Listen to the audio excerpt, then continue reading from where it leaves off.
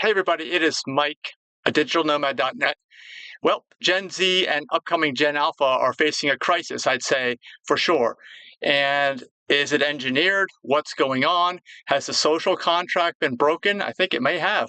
I mean, look at the out of control inflation compared to wages. People can't buy a house. Almost everybody's chronically ill these days, and we have the highest healthcare costs that's bankrupting everybody. Nobody can ever retire, et cetera, et cetera, et cetera. So let's hear from Alex. I've reacted to one of his videos before. He's a really good guy. Let's get right into it. I think we can start with the very basics, and here it is. We can't afford rent, we can't afford Yep, groceries, we can't even afford fast food, we can't afford healthcare, car yep. payments, houses especially. A lot of us are drowning in student debt, stuck in jobs that don't pay enough to live comfortably. And at the same time of all this, we're addicted to our phones, glued to social media, more anxious and depressed than any generation before us. We're lonelier, have worse mental health, worse physical health. Relationships are collapsing, birth rates are tanking, friendships nowadays even seem shallower than before. And just millions of us in this entire generation are living alone and scrolling in silence. That's what our lives consist of. I'd say he's hit the nail right on the head. This is what's going on. Uh, Also, I'll add to that men in his generation, Gen Z and an upcoming Gen Alpha, probably also have left the dating market. You know, women are outperforming. Uh, all the all the laws that are in place for marriage and raising children are against men still, because if anything ever happens to a marriage or a relationship where a child is raised, then the man stands to lose in terms of custody and time with their own children. I've experienced that myself as a Gen X. You know, I'm 55 years young right now, born in 1970, but I can relate to this. I see the trends. At first, I wasn't sure what was going on, but like I said, I think at this point, it's almost like the social contract has been broken. So how are we going to repair this? It feels like no matter where you look, there's a wall, a problem in front of us, and the more you look, the more problems you find. Don't let them gaslight you into thinking that everything's fine or that you're just No, being it's not. negative if you see objective Or reality lazy. and certain problems that it Although some people presents. are lazy. It's true, and a lot of us feel this way. And this is the part that no one talks about. There are forces, enemies, so to speak, that are working against us from every single direction. From the Okay, now he's going to get into the details on how he thinks this is happening. I know he leaves a few things out, but the general idea here is basically that I tell people it's obvious. The large corporations run the world now. I mean, the large corporations that hire their lobbyists to get the laws passed that they want. It's the same thing as corruption in any other country. It's been legal here forever. It's been legal here for so long that that's just the way things are done now. And look, after a while, it may have benefited folks who were in this from the beginning, like with anything, but people who come in late, like in a pyramid scheme, they're never going to reap any benefits at all. And they're going to wake up and see what's going on. the top, from the bottom, and from the side. And I want to briefly explain each one of those angles. From the top, this is what we have. Politicians, billionaires, and multinational corporations all working together to rig Yep. the economy in their favor at our Oh, yeah. expense. The entire political system, if you don't know by now somehow, is absolutely rigged to the core. Corporations give money to politicians. Okay. I also want to say, I think Alex is going to mention something here, that the whole political system at this point in time, with all the connectivity of social media, is just an engineered war in between the two sides so that they can't see what's really going on. They, and both sides, the left and the right, feel that they are right, they're correct, they're speaking truth. And because of that, it's, I guess, a hill they're willing to die on. And they're so convinced that they can't even see what's actually going on. Like I said, AKA, the social contract has been broken. Then when these same politicians get into office, they do the bidding of those corporations. What does that look like in real life? Endless bailouts for Wall Street and the big Yeah. banks when they fail and they cause the 2008. economy to crash, all while telling us that we're the ones who are lazy and entitled and need to pull ourselves up by the bootstraps or whatever that is. At the same time, they loot us of our tax money every single year. Well, it was good if you were enough if you were awake enough and had some spare cash at the time after 2008 and about 5 years following that, 6 years. But after that, that opportunity was gone. Obviously, someone who was in Gen Z was too young to take advantage and buy a house when they were 5 or whatever that might have been. And give that money, billions of it, to foreign governments. There's a certain one I have in mind. I think you know which one I'm talking about. He But doesn't all want of to get this is demonetized. also happening while they're simultaneously cutting our healthcare programs, cutting our social safety net, cutting funding for infrastructure. Okay, he's talking about Social Security. He's talking about healthcare. He doesn't get into healthcare, okay? But let me get into it right here since he brought it up, because I don't think he's going to bring it up in this.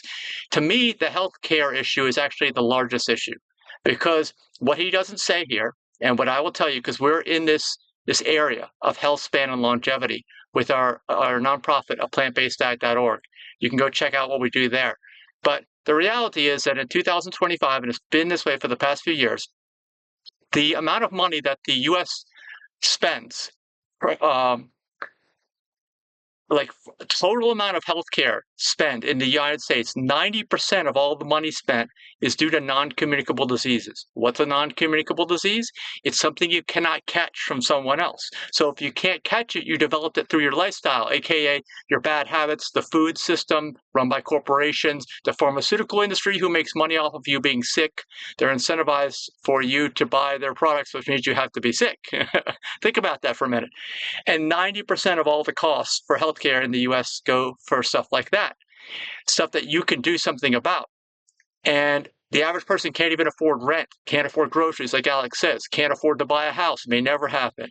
So we need to cut the things we can cut. We can cut 90% of our medical costs away. But do you think that's ever going to happen? The answer is no, because the system is rigged. Like he says, we have a grassroots movement. You can learn about what we do. You can go to our health optimization travel events at healthoptimizationtravel.org. But there's no solution for this. And this is a giant, 90% cost savings. And the reason why it's so big is because the US has the highest per capita healthcare expenditure in the world by far.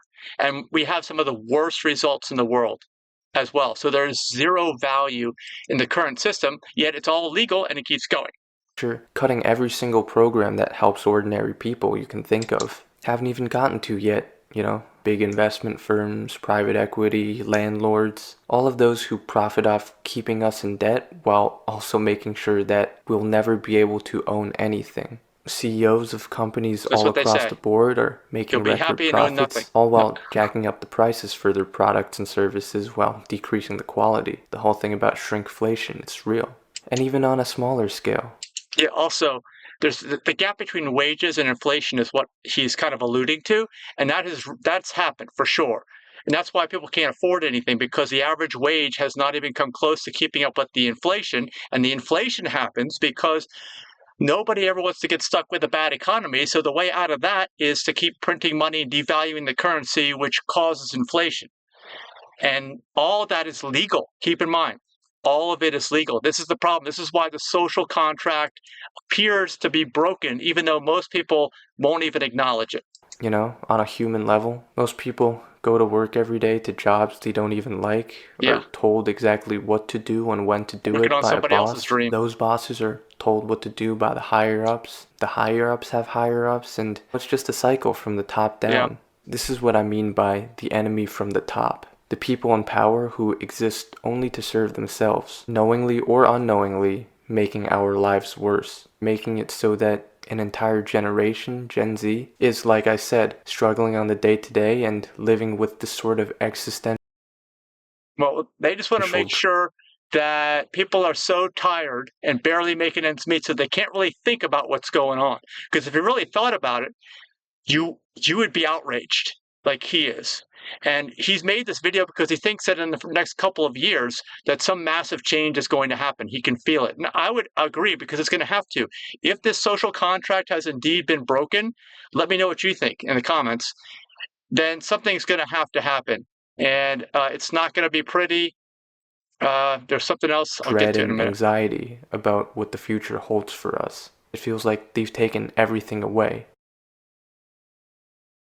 Yeah, they've taken away your ability to retire, to own a house. But here's the thing they haven't taken away: your cheap goods made in China. you're kind of coddled by these things. It's like, oh, I can go out and buy these things and feel good, get that dopamine hit and everything. These things have never been less expensive, but everything else that you need to survive is too expensive now. But it's not only them, because, like it or not, we have enemies from the bottom as well. There are also many people from below us on the social hierarchy who are actively ruining people's lives as well. What I mean by that is we have chaos running through the streets, especially of large metropolitan cities. Violent Okay. criminals that walk free, I haven't even when experienced they this get arrested personally. 1, 2, 3, 14 times prior. Large areas of these cities where, just basic law and order is completely collapsing. And let's be real, a lot of this is fueled by mass illegal immigration by the millions, as well as even certain smaller demographics of the population that are committing a disproportionate amount of the crime. Okay. Also, this guy tends to be more This is conservative, a but let me also say that he said earlier about the political system, it's an engineered war. That's what I say it is. Okay, and he's like most guys that say younger these days. They're more conservative. Most guys who are younger. Most women who are younger are more liberal. So there's a giant divide there. That's one of the reasons why the dating market is collapsing, the marriage market is collapsing, the birth rates are collapsing, because everything is becoming a war like that. Even if you, so don't oversimplify here and think that he is part of the conservative political party, because I'd say if you believe that, you'd be wrong. simple, fundamental truth about our world today, one that anyone with a brain should be able to acknowledge. But in many instances, if you even bring up these simple facts, you'll be called hateful or racist, or whatever kind of word they can think of. But nowadays, it's simply the truth that a lot of us are starting to see with our very own eyes, even these small Asian eyes right here. And you know who it impacts the most at the end of the day? The ordinary, everyday people, the working class. Because while billionaires can fly on their private jets and politicians and celebrities have entire teams of security around them 24/7, it's us, normal people. We're the ones who have to walk through the streets alone at night and take public transportation. We're the ones who have to constantly. Okay. Well, he does have a point about that for sure. There's always that 1%. They can do whatever they want. One thing he mentioned about immigration is, yeah, it should be illegal. And in the past, I think the U.S. was always that magnet for the American dream. But nowadays, people are leaving the U.S. He doesn't mention that. People are definitely leaving because it's better. It's better in other countries. It didn't used to be like this in the 70s and 80s when I was growing up. People never thought that, but they are leaving. So if things are better than other countries, so people are leaving, then who would be immigrating into the U.S. now? I mean, yeah, there are some super bright people, but the majority of the people are going to be people that are still not doing well, even in an improving economy. So they're not going to be probably the greatest, as he's saying, but I don't know. I don't have any specifics on that, but I'm just going on how the trend of, who's going where, why they're going places has changed since the 70s and 80s. Carry pepper spray or other self-defense tools, and always be on the lookout for a super predator sitting behind us on a bus. In some cases, gangs of them, roaming the streets at night. And anyone who denies this either has no grasp on reality or has never lived as a normal working class person in a large city by themselves. So I hope you understand what I mean by enemies from the bottom as well. Yeah, I say that I have not lived in a large city by myself, so I cannot understand what he's saying, but I'll take him at his word.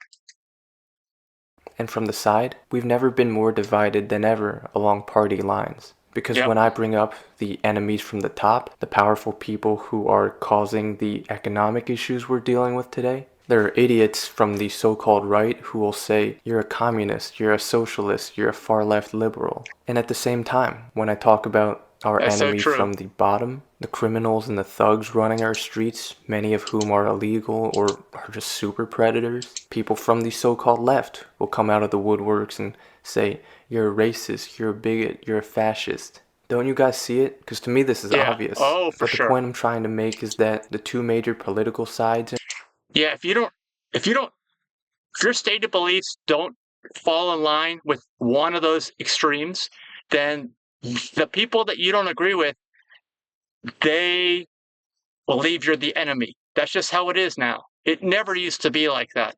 I don't understand how we got here, but like he's saying, I think it was engineered.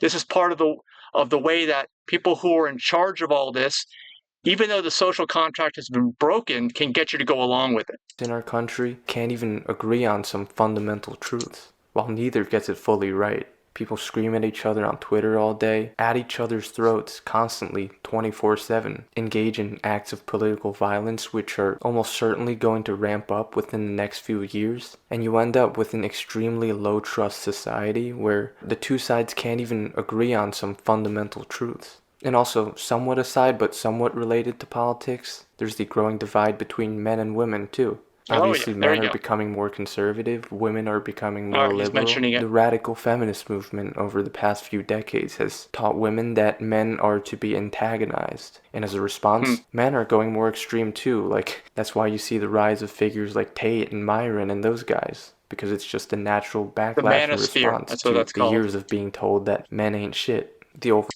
Yeah, I mean, it's true. I'm a white guy. I've been in this country since 1970. By the way, the share of non-communicable diseases for healthcare costs in the U.S. in 1970 was 65. If you want to know, it's gone from 65 to 90%. And also in that time, the value of a white male has just dropped and dropped and dropped. It's probably never been as low as it is now.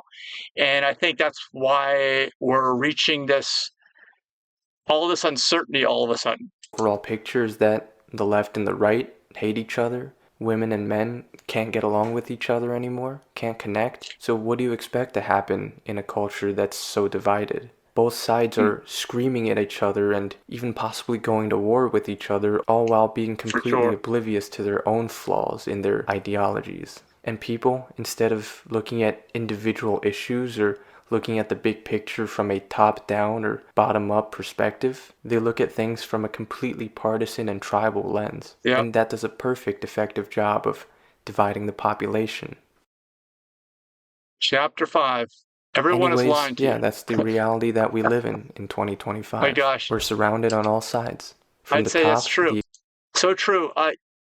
It used to be in the 70s and 80s, most people told the truth, or at least it seemed that way. And now in 2025, it seems like I don't believe anybody. And like almost everything that's told to me, I just understand to be a lie when it's told to me. And that's just the method of operating these days. And it's so sad. economy and politics are completely rigged. From the bottom, there's crime and chaos, and there are people who don't even allow you to call that out. And from the side, just division, polarization, even the gender gap. And through all of it, Gen Z is just trying to survive as best we can. Just trying to find a place in this world that almost feels like it's designed to crush us. And Sure. that's why I wanted to make this video. Because fuck the left and the right bullshit. Yeah, of course, each of us might lean a certain way or another, but I don't see anyone else talking about these issues in the holistic way that I just did.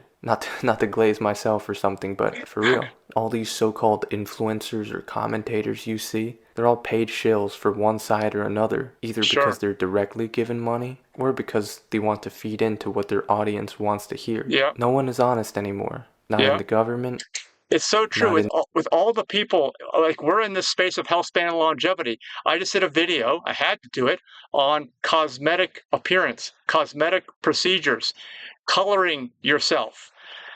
Everybody in the health span and longevity is doing that. And the reason why I know is because nobody but myself comes out and says, I'm not doing those things. I'm not going to do those things. And that's what he's talking about, except he's talking about every other aspect of life. They're just, it's all a scam. Uh, everything. the mainstream media, not even in the independent media anymore. People just pick one side of the problem, use that as their grift, and that's pretty much it. That's why no one ties it all together. And I hope you understand this to be true. If you don't now, I think you will someday. It's not just one Yeah. problem, it's not just one side, it's everything all together at Hmm. once or whatever. Wasn't that the name of a movie or something? That's my long story short way of saying Gen Z is breaking down. But how can we fix it? Have to be able to. Whew. What I think is the solution to these problems isn't what you might think. I also want to say that I do believe, and I've been saying this for a while with the work that we do in our nonprofit, that all the systems in society right now are degenerative. Degenerative.